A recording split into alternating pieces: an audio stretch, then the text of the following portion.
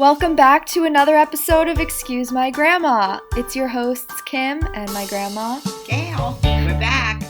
And love is in the air this week. It's Valentine's Day. I'm excited. Do you have any plans for you and Poppy? Actually, yes. I think we're going out on famille, and we're going to have a lovely dinner outside in warm Palm Beach. That'll great. be nice. Yeah. I have no plans. Well, it's a long time. You've got 4 days. I know. How do I get a date in the next 4 days? I don't know if I would even want to go on a date on Valentine's Day. I feel like it's so serious. Well, you don't have to be serious. What you could do is either be with friends and just have a fun dinner all together and just toast to each other and make everybody your Valentine. Right, a Galentine's Day. That's a very good idea. I like that. But if you were to go on a date on Valentine's Day, do you think it's really just a couple's holiday, or do you think it could be with somebody you're seeing, dating casually, or if you're not even exclusive yet? Like, should you be going out on Valentine's Day? I think you should go out on Valentine's Day. It's a day of love. Yeah, and but you're not in love at that point. I know, but you know what? It's a nice way to be kind to one another and do something special. So you'll remember the evening, whether it be cooking at home, going to a cute little bistro, doing whatever, having little glass of wine and I don't know though. I mean that sounds lovely, but I think if I'm doing that with somebody, it means at least that you have hope for the future, that it could be a relationship. I don't think you're doing it with the random date that I don't know. I had like 40 Valentine's Days before I was 21. We all went out, we had a dinner, or we went and sat and enjoyed each other's company. It doesn't, every holiday doesn't have to be that special. This is a made up holiday. Right. So then why even celebrate it? Well, it's like Christmas. It makes you feel good. And why not in these times of COVID, have a night where you can just not think about that and enjoy somebody's company or a group of friends' companies and just have a fun time. Not everything has to be a relationship in this moment of history. I just think there's a lot of implications, which is why I kind of want to go through the do's and don'ts for Valentine's Day, especially in the beginning, like before your boyfriend and girlfriend. Do you think the guy should even, let's say you've gone on 2 dates, 3 dates, 4 dates, whatever it is, very early stages. Do you think the guy should even acknowledge the day and text like Happy Valentine's Day, or is it better to just avoid it? No, even if you're on one date, if somebody is nice, it likes you, or even doesn't have to be in a serious relationship, it's still sweet to send you a box of candy. That's so extra to me. Like, that's not extra. A box of candy can be $2.99 in Publix. It's the sentiment, though. It's not about the money. It's more like you went out of your way and you decided to send me chocolates. Like, if I went on one date with somebody and I got chocolates, I would be like, serial killer, psychopath, never talk to me again. Well, I think that's the problem with millennials. They take everything too seriously. You can have a lovely evening and be friends with somebody and share a chocolate-covered strawberry and not be into a monumental relationship. Not everything has to be a relationship. Let's have a friendship. Well, what about in the beginning with somebody? Well, I don't think you would go out with a friend on Valentine's Day then. That's just I don't agree. It's better than sitting home alone. That is true, especially during COVID. That's right. But you need to lift your spirits a little bit, and whatever it is to lift your spirits would be great. What about gifts? Like, do you get another person a gift? Well, that's serious now. Right. That's a different level. Because also it's awkward. It's like, what if I get you a gift and you didn't get me a gift because you didn't expect me to get you a gift because we're not dating? Well, I think gift giving and anything on that level has to be when you've really sort of like each other and made a commitment of at least not going out with 400 other people. I think some level of exclusivity. Exactly. But up until then, chocolate, wine, any of that, those kind of little incidentals, or a card. A card is cute, a funny card that you. Well, that's a gift. Those are all gifts. They're gifts, but they're not serious gifts. They're just saying that I'm thinking of you, which is very nice. I mean, I think it's nice to be thought of, whether it's a romantic thought or whether it's somebody you work with. Could say, I remember when we were kids, we used to have to make 40 Valentines little cards and give everybody in your class. In our class. So that's elementary school. But that's really nice. But let me tell you something. I think we did it in college. If a guy from my office sent me a Valentine's Day, I would hashtag me to him in 2 seconds. Yeah, I think that's inappropriate in today's culture. Correct. Today, I mean, it's completely different. In the 50s and 60s, a Valentine card didn't mean harassment. Today, I think it kind of would. So I would not recommend doing that. I think that's okay. I sort of agree with that. Yeah. So let's go through a little bit more specifically. First option, what if you match with someone on a dating app, but you have not gone out and never gone on a date? No Valentine. No Valentines, no right? Valentine. Not even a Valentine text. No. Yeah, no. I think that would be weird. Okay, what if you went on one date with the person? Well, then it still might be a little weird, but you might send a little text, hope you're having a nice Valentine's evening. Yeah, that could be nice. What about if you've been going on dates with someone a few times and you're also sleeping together? Well, then you need more than a card. You think then so? Then a box of candy would be really nice, or a flower. Interesting, guys. Take note. I don't know if I would expect that, or if any, like... Well, then your expectations are too low. We know this. Okay, what if you're in a relationship, you're exclusive, it's been a few months, obviously you're going to celebrate Valentine's Day, but to what extent do you think? Like, are you going out for dinner? Are you... Well, you can make dinner home. You can make a romantic dinner home. You can make some cookies together in the shape of hearts. Be creative. I think today it's all about creativity in a relationship. It's not a normal time, so you can't do normal things. And some people feel comfortable going out for dinner. Some people rather stay home for dinner.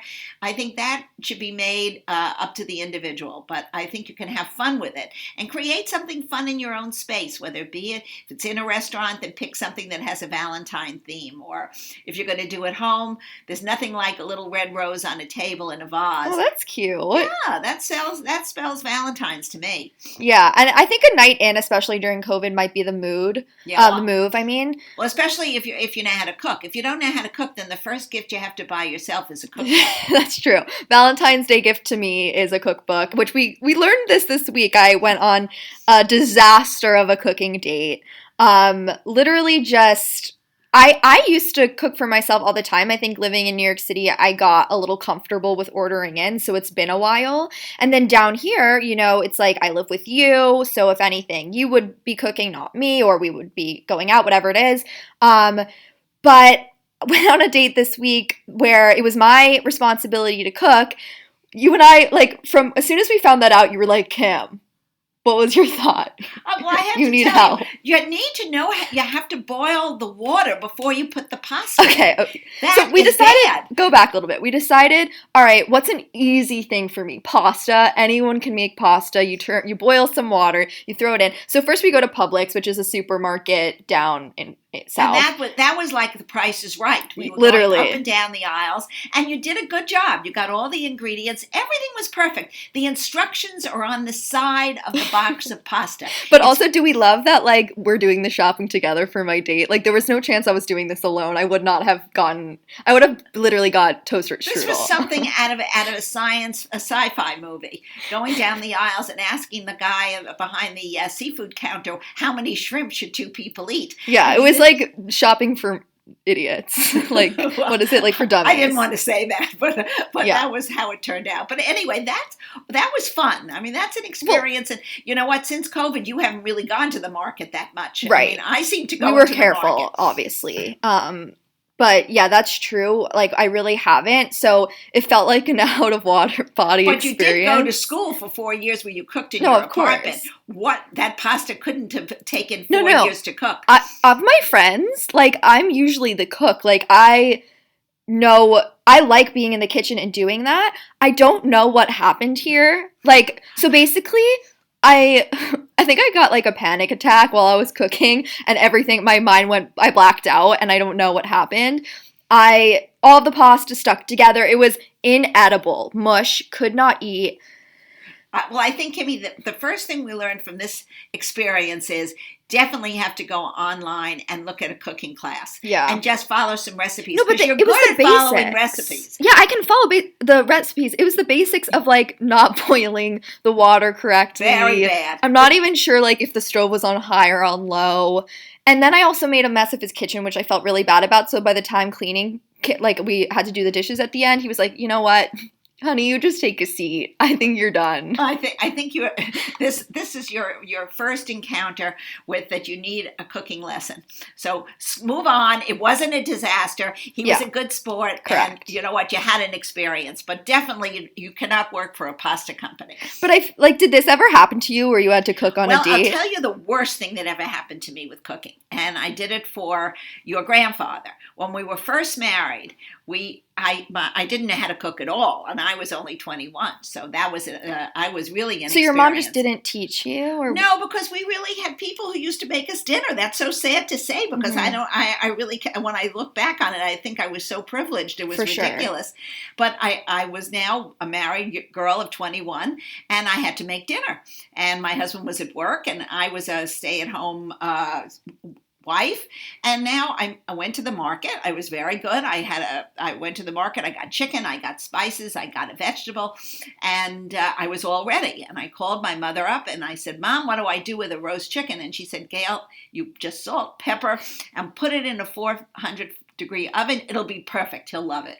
So I don't know. I started around 4 o'clock and I got everything prepared. I put the chicken in the oven and lo and behold, I peeked at it around 5 because she said, don't open the oven. Just leave it alone. It'll cook on itself and you'll smell it. Didn't smell anything. Nothing was coming out of the oven. I finally looked in the oven. It's still white. I said, this is very strange. Maybe it's supposed to look like this. So my husband came home at 6 o'clock. He said, something is lovely in the kitchen. I said, I don't know. I think something's wrong.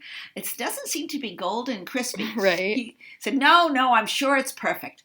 So now we sit down. I bring out this chicken that looked exactly the way it was when I bought it at the supermarket. And he said, this is true love. Mm-hmm. He said, it looks great. I said, are you kidding me? It's not cooked. It looks the same as at 4 o'clock. He says, no, it's going to be great. Was it cold? It was ice cold. It was ice cold. And he was about to take his knife and cut it. I said, don't you dare. I'm throwing this in the garbage. There's something wrong.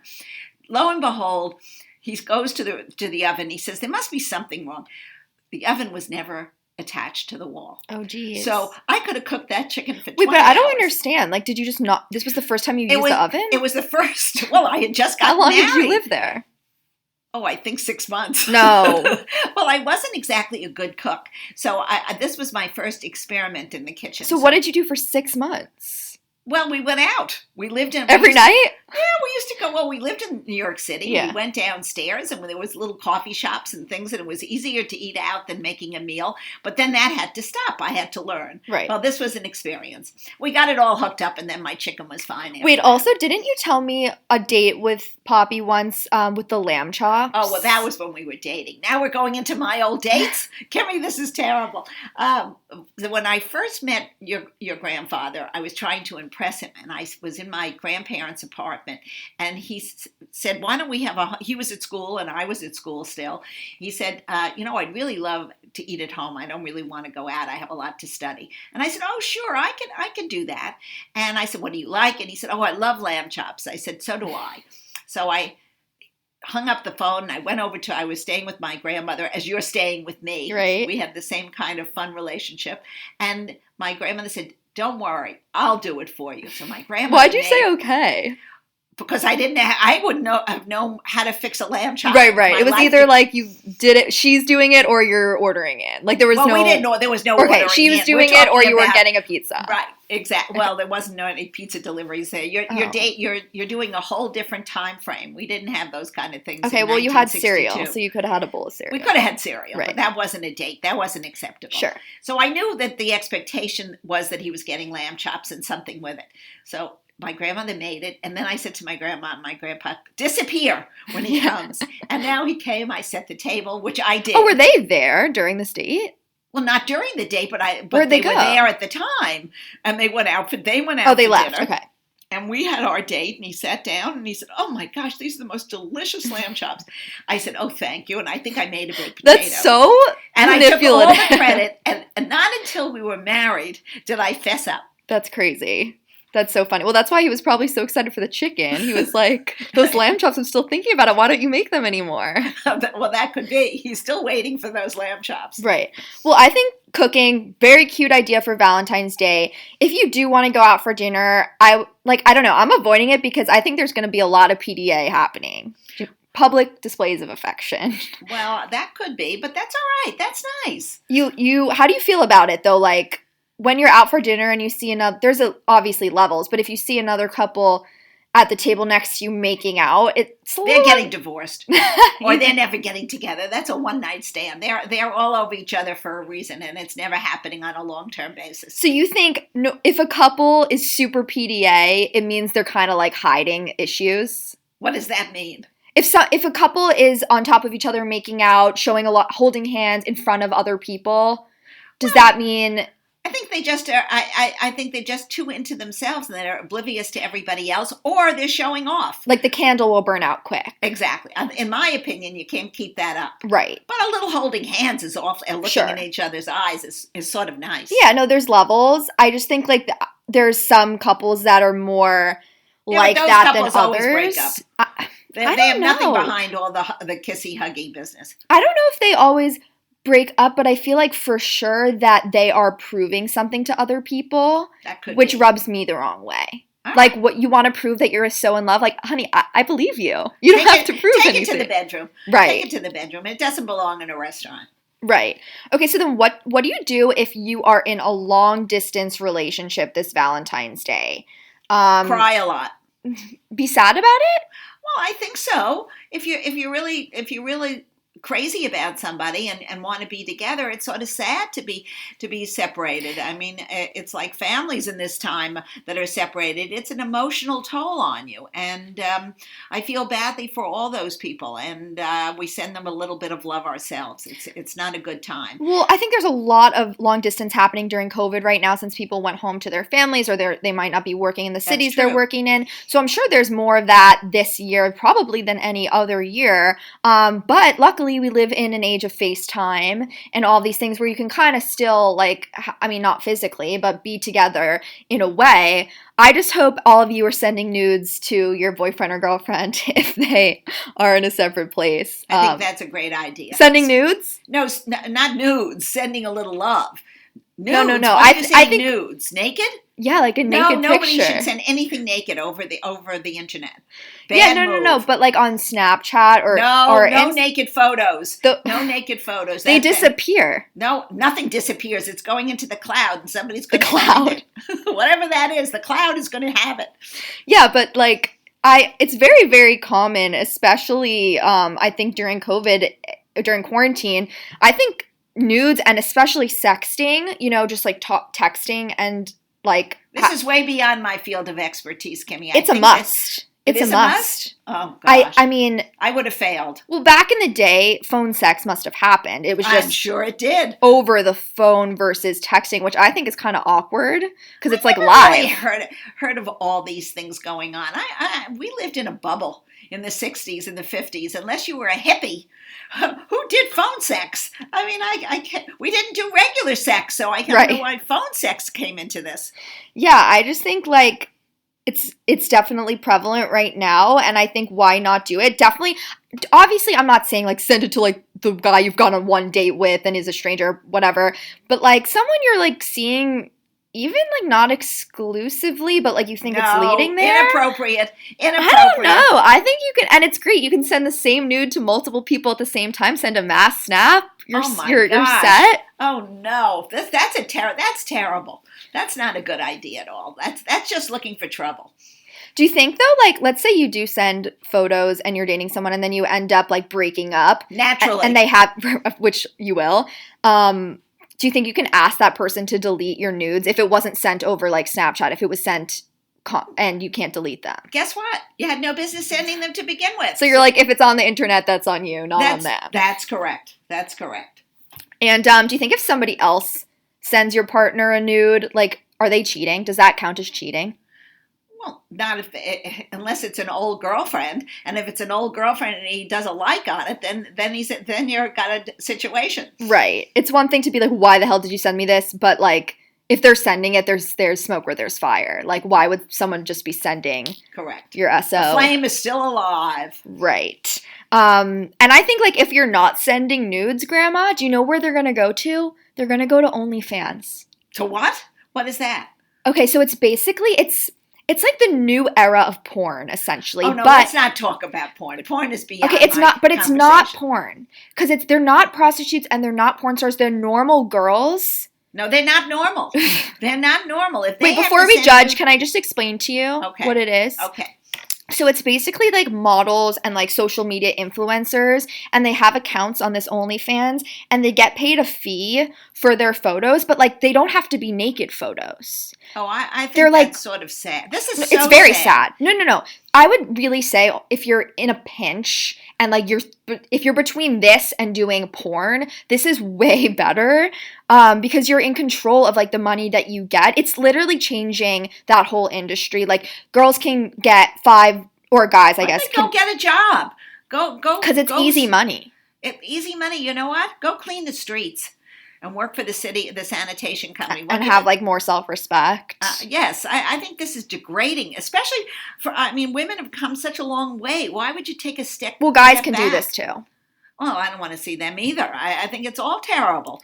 I mean, you know what? In this day and age, why put your bodies out there as a way of making money? I mean, because they're doing a model selling a product. Yeah. That's different. Well, if you're just selling yourself, that's like another form of I don't know. It's sort of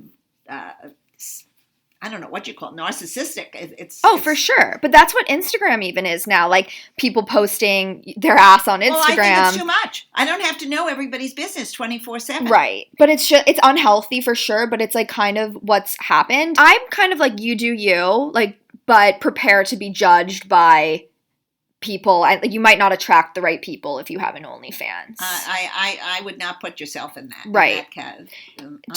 What about if your man, like if your boyfriend is subscribed to OnlyFans and he's paying women to see these things? Like, I would can that man immediately. He's done? He's done. So no. He doesn't get a second chance. Okay. No second chance. Hot take. No. If he's looking at other girls and he's not satisfied with you, he's history. All right. Some more ideas for Valentine's Day, going back a little bit. If you're celebrating with your long-distance boyfriend, you're FaceTiming, do you have any, like, ideas of what you can do to spice it up? Yeah, well, I don't know if you have to spice it up, but even look at all the servicemen and servicewomen out there who do long-distance relationships and do this over the on their iPads or whatever are their phones. I think what you do is you get dressed like you would if you were going to a party. You put on a pretty little outfit, or the man puts on a lovely shirt or a jacket, and you do something special. You don't do the ordinary thing. You don't wear your flip-flops around the house and your pajama tops. Even though they're only seeing you from the waist It doesn't matter. You're making this a different night. Yeah. And I think that's very important. It's a night to share love, kindness, whatever you want to call it, with somebody who's not with you. Mm-hmm. So I think you have to make it special, even if you toast each other. Yeah, I think like have a drink for sure. Like you can each have a glass of wine, and have the same bottle. Even if you don't drink it, just to toast it. And maybe have a candy or a cookie and take a bite, and he takes a bite. Just something that's cute. I think that would be nice. And, depending on your degree of sentimentality, write a poem. How much I miss you.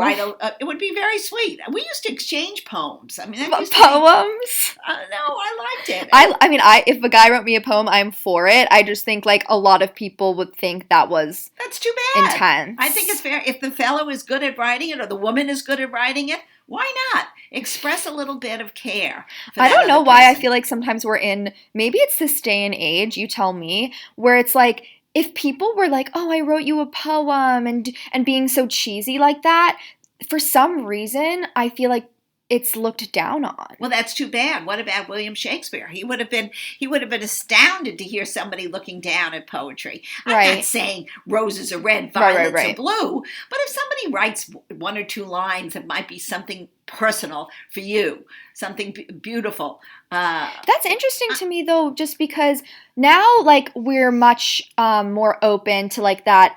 We're trying to get rid of toxic masculinity that might have been present more in your time than my time, of a guy has to be these roles. They have to be the breadwinner. They have to, not be as emotional as a woman. I think we've made a lot of progress, and there's a lot more to go. Right. So I'm surprised why I still have this bias of, like, guys writing poetry, like, that's soft. No, because I think it's just kindness. And I think it could be the guy, it could be the girl, whoever, if it speaks to them. I don't think anything should be forced. If somebody likes doing it, they should do it. Because you can see through it. If someone's like not like that, and then they write you a poem, you're like, who wrote that? Probably got it off the online online thing. But like, you know what? If your girl's never heard a Shakespeare poem, if she's not the brightest, like, the sharpest tool in the shed, steal one from Shakespeare. You'll never be caught. It's not a bad idea. It's really not. Romeo and Juliet is pretty good. So just wrapping things up here, we wanted to say we really want more feedback from our listeners. Any questions that you have, email them in to excusemygrandma@gmail.com, or DM us on Instagram @excusemygrandma, or on my personal @Kim Murstein, KIMMURSTEIN. And I think that's it, Kimber. It's a wrap for a third show, and hope everybody's enjoying us. I know, episode 3. And we'd love any feedback if you guys do want to see guests. It's something that we're thinking about, that's in the works. Not see. They can't see them. If you want to hear guests. Now you're correcting me on my technology. Well, the problem is we don't have a studio down here, so it would be pretty hard to see them. Maybe when you get back to your regular activities, you have a screen. You could do all that. I don't know. I'm happy living here in Palm Beach. You're not getting rid of me so quickly. Okay, good. That's a deal. Okay, bye, guys.